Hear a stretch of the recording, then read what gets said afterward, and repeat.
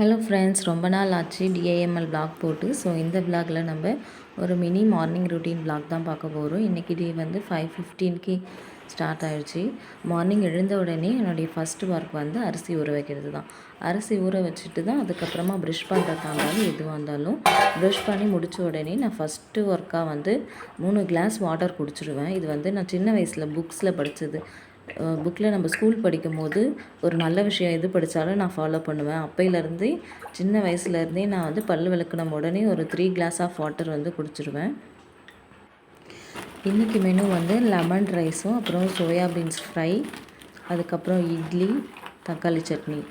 எப்பயுமே நம்ம லெமன் ரைஸுக்கு உருளைக்கிழங்கு பொரியல், அப்படி இல்லைன்னா வாழைக்காய் பொரியல் அந்த மாதிரி தானே செய்வோம்.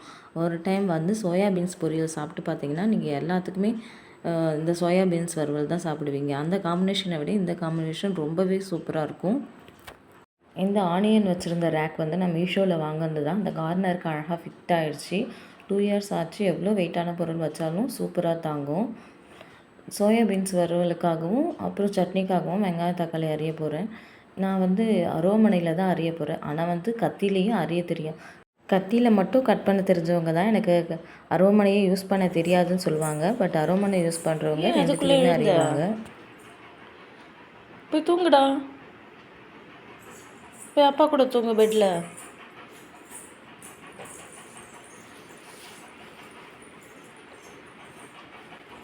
லைட்டை போட்டு சமைச்சிட்டு இருந்தோடனே பாப்பாவும் எழுந்துட்டா. அதுக்கப்புறம் தூங்கவே இல்லை. நைட்டு 2 மணி வரைக்கும் கரண்ட் இல்லை. பாப்பாவும் முடிச்சுக்கிட்டு தான் இருந்தாலும் நான் எழுந்த சத்தம் கேட்டோடனே எழுந்துட்டான். ஆனால் சார் நல்லா விடிய தூங்கிட்டு காலையில் எவ்வளோ சத்தம் போட்டாலும் 7 மணி வரைக்கும் தூங்கிட்டே இருக்கான். ஸ்கூலுக்கு போக பயந்து எழுந்திருக்க மாட்டான்.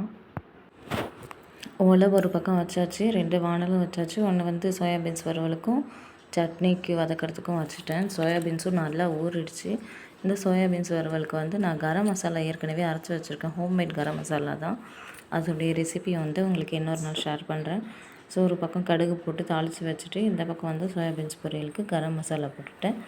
அதுக்கப்புறம் 2த்துலேயும் கருவேப்பிலை போட்டுட்டு சோயாபீன்ஸ் பொரியலுக்கு வெங்காயம் தக்காளி வதக்கிட்டு அதில் முக்கால்வாசி வந்து எடுத்து அரைச்சிடணும்.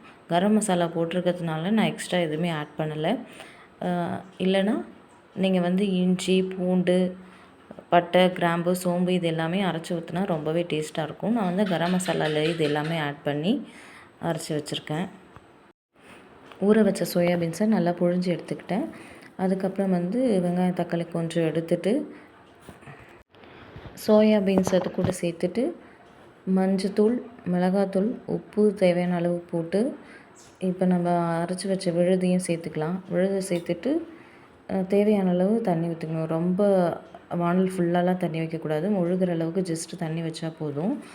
அதுக்கப்புறம் ஒரு பக்கம் சாதமும் ரெடி ஆகிடுச்சு. அதுவும் வடித்து வச்சாச்சு. அடுத்தது சட்னிக்கும் வதக்கியாச்சு. சட்னிக்கு வதக்கும் போது நான் வெங்காயம் தக்காளி கூட கொஞ்சம் கருவேப்பிலையும் புதினாவும் சேர்த்து அரைச்சிருக்கேன். அதோடைய டேஸ்ட் எனக்கு ரொம்பவே பிடிக்கும். ஸோ சட்னிக்கும் வதக்கி வச்சாச்சு. அதுக்கப்புறம் இட்லி ஊற்ற வேண்டியது தான். அப்புறம் சருக்குட்டிக்காக ஸ்பெஷலாக சாக்லேட் தோசைக்கு மாவு ரெடி பண்ணியிருக்கேன். சாக்லேட் தோசைனா ஒன்றும் இல்லை, ராகி தோசை தான். ராகி தோசை மாவு தான் வந்துட்டு சாக்லேட் தோசைன்னு ஏமாற்றி கொடுப்போம். பட் அதோடைய டேஸ்ட் அவனுக்கு ரொம்ப பிடிக்கும். சாக்லேட் அரைச்சி ஊற்றிருக்கேன்னு தான் சொல்லி அவன்கிட்ட கொடுப்பேன்.